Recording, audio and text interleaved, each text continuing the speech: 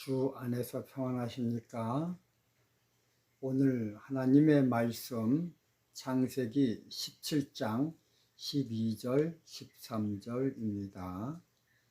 대대로 남자는 집에서 난 자나 혹 너희 자손이 아니요 이방 사람에게서 돈으로 산 자를 물어하고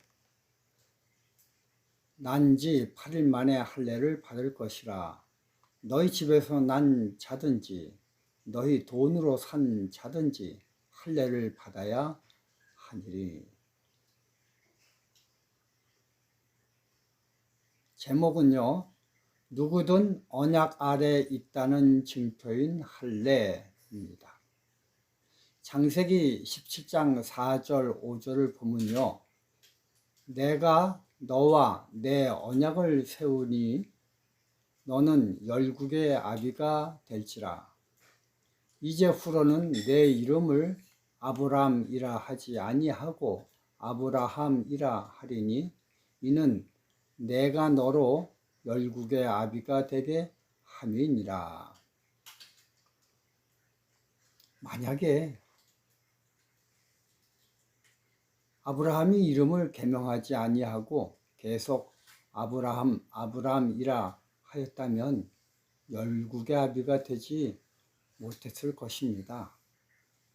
유대인만의 아비가 되었을 것입니다.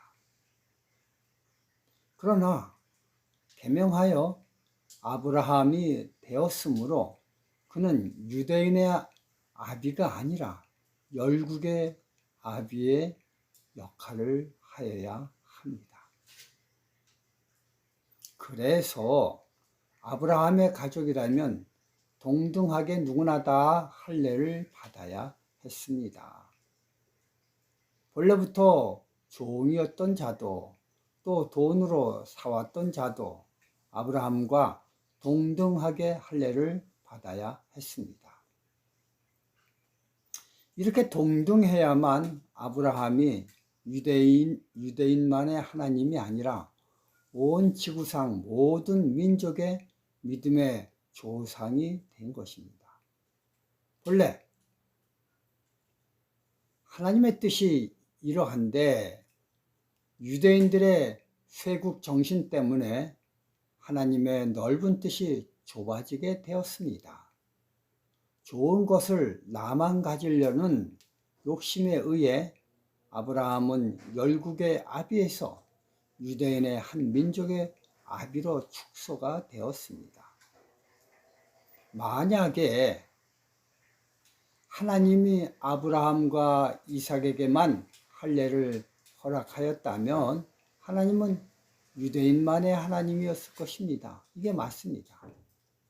그러나 할례는 아브라함 집에 거하는 모든 사람에게 동등하게 하도록 내린 명령입니다. 창세기 17장 11절 너희는 양피를 베어라. 이것이 나와 너희 사이의 언약의 표징이니라. 이러기 때문에 할례의 표식이 있는 사람은 언약 아래 있다는 상징, 즉 표징입니다. 그 사람은 언약의 영향력 아래 있는 사람이라는 표식인 것입니다. 단, 그 사람이 언약 아래 있는 사람이라고 자신이 자신을 인정할 때 효력이 발생합니다. 구약 성경을 보면요, 하나님의 은총은 모든 사람에게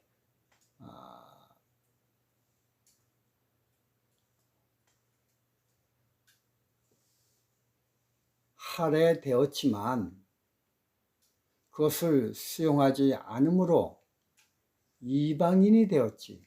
처음부터 넌 이방인이고 넌 선택된 백성이라고 구별한 것은 아닙니다. 이스라엘 백성이 애굽에서 탈출할 때 유대인만 나온 것이 아닙니다. 유대인의 행동에 동조한 많은 애굽 사람들이 유대인들과 함께 하기를 마음에 결심해서 그들은 유대인들과 함께 출애굽한 것입니다. 여호수아 2장 18절 19절입니다. 우리가 이 땅에 들어올 때 우리를 달아 내려온 창에 이 붉은 줄을 내고 내 부모와 형제와 내 가족과 내 아비의 가족을 다 내 집에 모으라. 누구든지 내 집 문을 나서 거리로 가면 그 피가 그의 머리로 돌아갈 것이요 우리는 허물이 없으리라. 그러나 누구든지 너와 함께 집에 있는 자에게 누가 손을 내면 그 피는 우리의 머리로 돌아오려니와. 2명의 정탐꾼을 숨겨준 사람은 딱 한 사람, 기생 라합이었습니다. 그런데 그 한 사람만 구원받은 것이 아니라 성경에는요, 누구든지 란 단어를 써서 제한이 없다고 말하고 있습니다. 붉은 줄 아래 있는, 지붕 아래 있는 사람은 누구를 막론하고 다 사망의 길에서 구원받을 수 있는 자격이 부여되었습니다. 단 그것에 들어가기를 본인이 허락하고 안 하고는 본인의 선택에 달려 있습니다. 그런데요, 그 본인이 선택하기 전 모든 구원의 왁구는 완벽하게 오픈되어 있었습니다. 하나님이 미리 마련해 두셨던 것이죠. 열왕기상 19장 18절 그러나 내가 이스라엘 가운데 7,000인을 남기리니 다 무릎을 바알에게 꿇지 아니하고 다 그 입을 바알에게 맞추지 아니한 자니라. 북방 이스라엘 민족 모두를 하나님은 구원해 주고 싶으셨습니다. 포용하고 싶으셨습니다. 그러나 그들이 하나님 품에 있지 아니하고 튕겨 나갔습니다. 그렇기 때문에 어쩔 수 없이 7,000인만 남겨서 구원한 것입니다.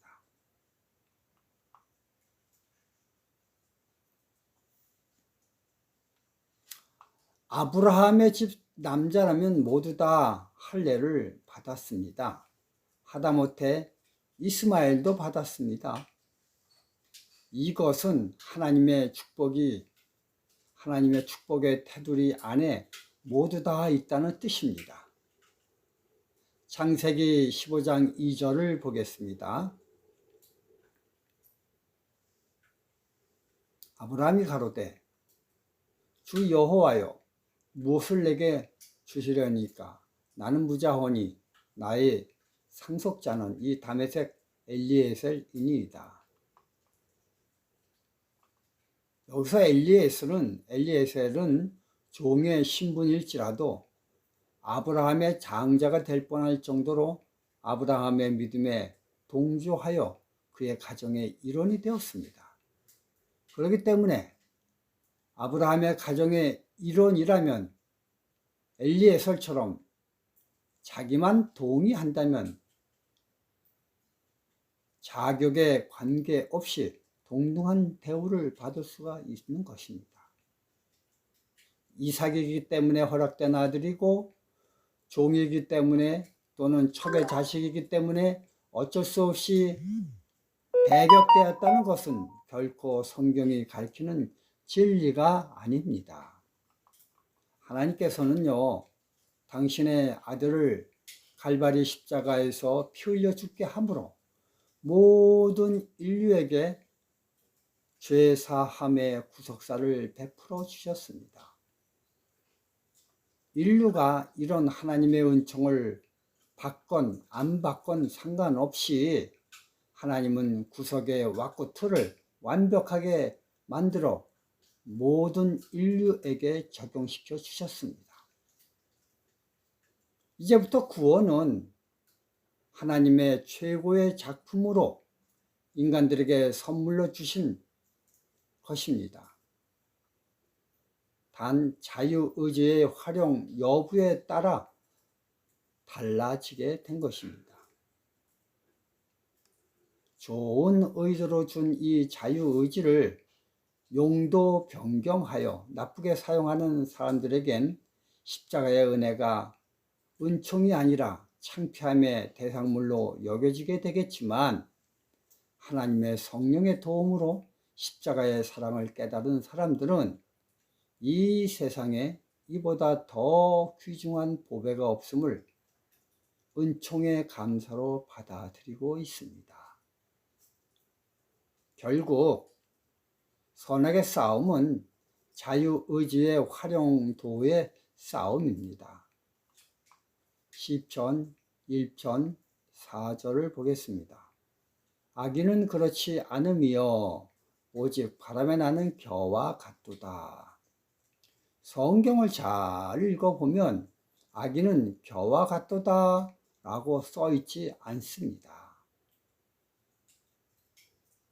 알곡과 겨의 신분 차이에 의해 구원받는 무리와 악인의 무리가 구별된다고 하지 아니하였습니다. 겨 자체로 구원의 무리에 들어갈 완벽한 자격이 충분합니다. 그러나 그가 구원의 무리에 포함되지 못하고 악인의 무리에 포함된 것은 바람에 나는 겨이기 때문입니다. 자기 자유의지를 바람에게 맡김으로 인해 자기 자유의지가 아니라 자기 인격과 전혀 다른 바람의 자유의지에 의해 자기 자유의지가 지배받기 때문에 악인인 것입니다.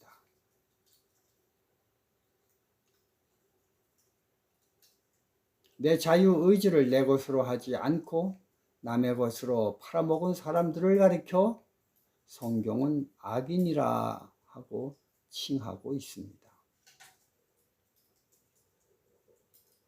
그러므로 인간에 있어서 가장 중요한 것은 바로 자유의지입니다. 이 자유의지가 있으므로 인간은 인간으로 여김을 받습니다. 이 자유의지가 있기 때문에 하나님은 당신의 아들을 피 흘려 죽여서까지 구속하려 하신 것입니다. 만약 자유의지가 없는 사람이라면 절대 하나님은 그 사람을 위해 당신의 아들을 주지 아니하셨을 것입니다. 이것이 동물과 사람과의 분명하고 확실한 차이입니다. 우리 하나님은 소, 돼지, 말을 위해 당신의 외아들을 주시지 아니하셨습니다. 오직 자유의지를 가진 사람만을 위하여 그토록 엄청난 희생을 감수하셨습니다. 이처럼 엄청난 자유의지를 헌 고무신짝처럼 엿으로 바꿔 먹는다면 그에겐 기회가 없는 것입니다. 자격 박탈입니다. 그런데요, 현대는 이런 일이 정말 난무합니다. 현대를 가리켜 말하길 중독 사회라고 표현하고 있습니다. 중독이란 그토록 소중한 자유의지를 어떤 물체를 소유하기 위해 팔아먹은 것을 뜻하고 있습니다. 마약 중독이라는 것은 마약을 얻기 위해 내 자유의지를 팔아넘긴 것을 말하고 있습니다. 담배 중독, 술 중독, 게임 중독, 일 중독, 노름 중독 등, 노름 중독에는요, 주식 투자도 있을 것이고 로또, 하여간 많이 있습니다.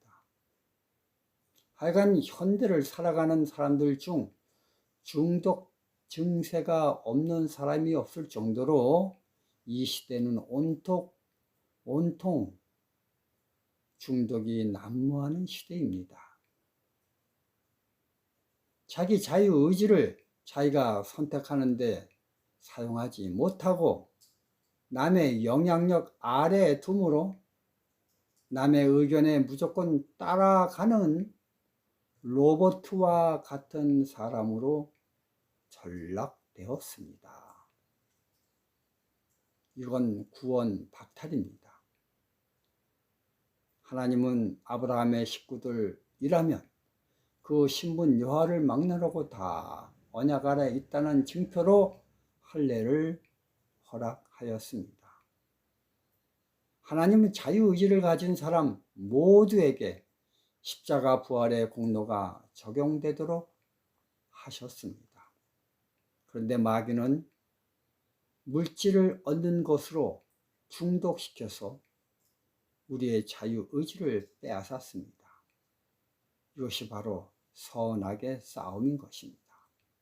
여러분들 오늘 이 좋은 하나님께서 주신 자유의지가 어떠한지를 깊이 깨닫는 분이 되실 시간이 되길 바라며 말씀을 마치겠습니다. 감사합니다.